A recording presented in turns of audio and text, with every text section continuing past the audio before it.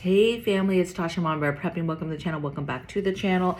You already know what time it is. Get your drink pulled up. I am clearly in a hotel, clearly drinking, hotel coffee. It's actually pretty good. And I just wanted to kind of talk about some articles that I read this morning. So read a couple things, trying to decide what I wanted to bring to you guys, talk to you guys about today.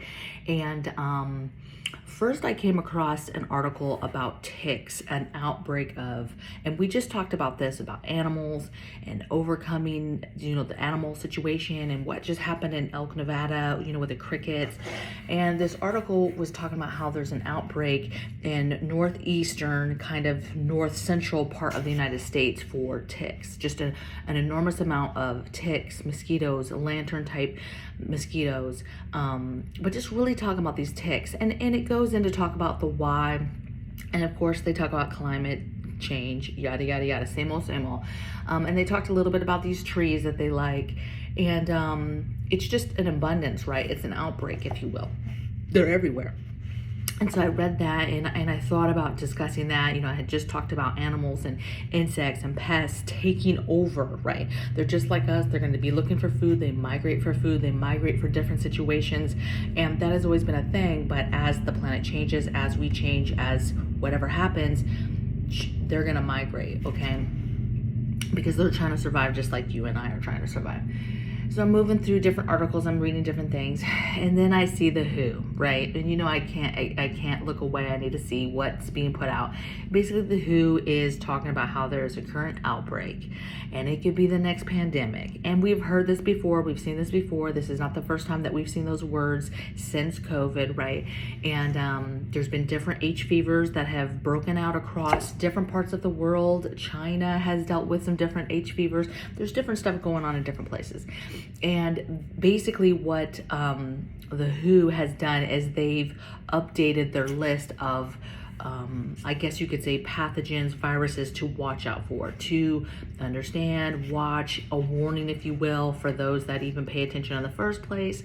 And one of the pathogens, one of these viruses that's actually outbreak and going around in Europe right now is this CCHF, which stands for Crimean Congo hemorrhagic fever, right? H fever. And there's all different types of H fevers, if you guys didn't know that. They're all over the world. They happen all the time. They are nasty. They are very, very nasty things. And people do get sick. People do die. And this is no different, right? And so this outbreak is happening, and the reason why it's a little different is some of the symptoms is, hey, after a couple weeks, your skin gets very brittle to the point where if it's punctured by stuff, either a needle or just something sharp, that it will puncture and it will bleed very easily, and that you bruise easily, and that you're gonna bleed from orifices. So like you're gonna get nosebleeds and things like that. And that is what those symptoms is actually what causes people to end up being hospitalized and dying, and probably blood loss and all of that stuff, coupled with the other symptoms that are happening. You are sick. Now, I didn't get into any stats. I didn't go real deep down the rabbit hole as far as stats and where exactly this is at in Europe. How bad is it? This is the thing, is you take this information and you take it with a grain of salt. I'm very big on my journey as far as tracking viruses, diseases. That's not all I do, but when I'm going through international news and I'm paying attention to what's happening around the world, one of the things that I'm paying attention to a lot is viruses, is diseases, is things as they pop up. And it's not that we freak out as soon as that happens, but we take that little bit of information and I say to myself, is there anything that I can do with my preparedness stuff that I have now, right? Is there anything that I need to take from that, glean from that with these new symptoms? And is there anything that I could get that I could then add to my stockpile that would help? I would think that if I'm bleeding a lot, or if there's, any type of situation where I'm bruising, they have bruising, different types of bruising creams, bruising pain creams, right? Not just to help with like the site of a bruise, but to help with the pain of a bruise. So there's a lot of like arnica and different types of bruising creams, pain creams that you can get. I would think I would probably do some research. I haven't yet, but I'll probably do some research on, you know, what do you do when you have a bloody nose, and just, you know, is there anything you can take that helps you with that symptom? But the obvious, if you're bleeding, you're getting nosebleeds, you know, you're needing tissue, you're needing rags, you're needing stuff that's going to be highly absorbent and help you with that, right?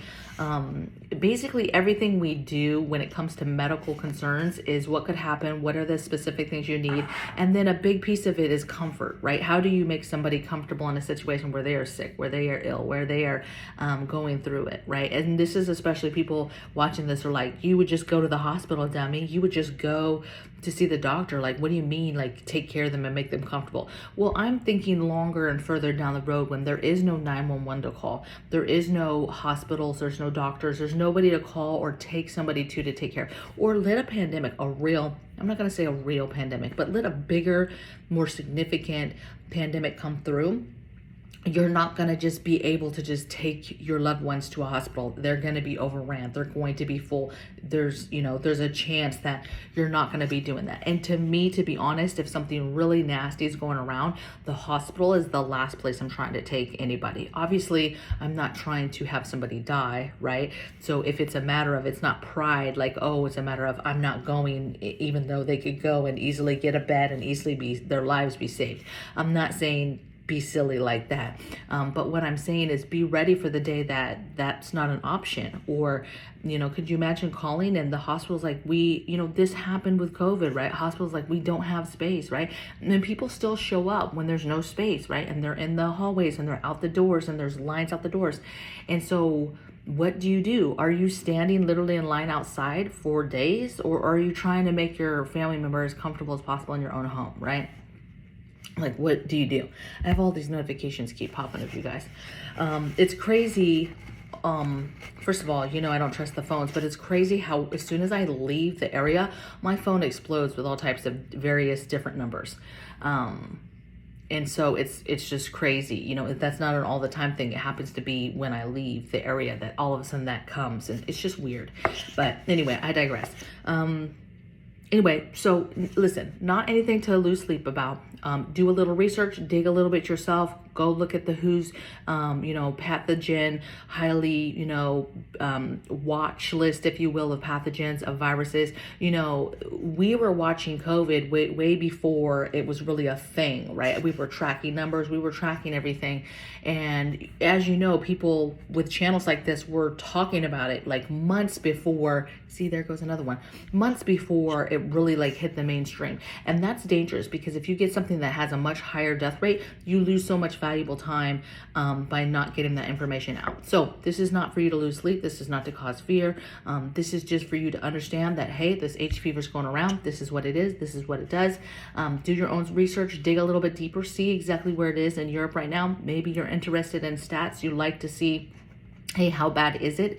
Hey, it's no big deal. They're blowing something up, because that's a lot of the thing too, is sometimes the stuff they put in front of us is not that big of a deal at all, right? And then there's stuff that they don't make a big deal of, and it ends up being so much bigger. So it's just important to know that, hey, where's the websites, and do your own research of where to go to get information, to just be tracking this stuff. And then when you see it pop up, you're not surprised, and it's not the first time you're hearing of it. You're like, oh, I did hear about that a while ago. And you kind of already have a little bit of information about it. Maybe you did some more information back when you heard about it.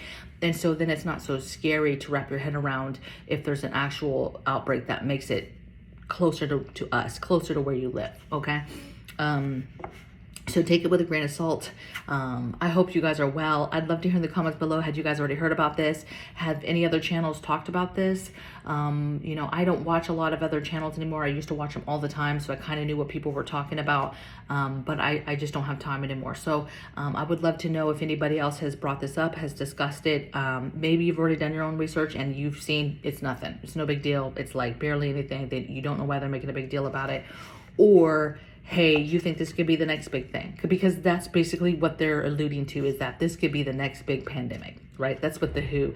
And so it's like, is that false? Are they really warming us up, right? Because they want us to get ready. And of course, there's no vaccine. There's some medicines that they're saying could help or be helpful, but they still need to be tested further. So here we go again. You know what I'm saying? I mean, you're just going to have to hold on, do your own research, know your own stuff, get ready, get stockpiled in the things that you can get stockpiled for, and know a pandemic is coming. We just don't know how bad it will be. And we just don't know when it will be, but you've got to keep preparing to make sure that you're as ready as possible, right? And most importantly, you're ready in regards to hospital care, 911, depending on somebody to be ready for you, to handle you, to take care of you, and that you're prepared for that, okay? So anyway, you guys be well. I'm not doing a whole lot. Hubby's in a symposium right now. So I'm just chilling today. Probably going to do a little bit of, business work, right? Come up with some more video ideas, that type of thing, and just chill out. So go walk about and see the sights. So I will see you guys a little bit later. See you tomorrow. Take care. Bye.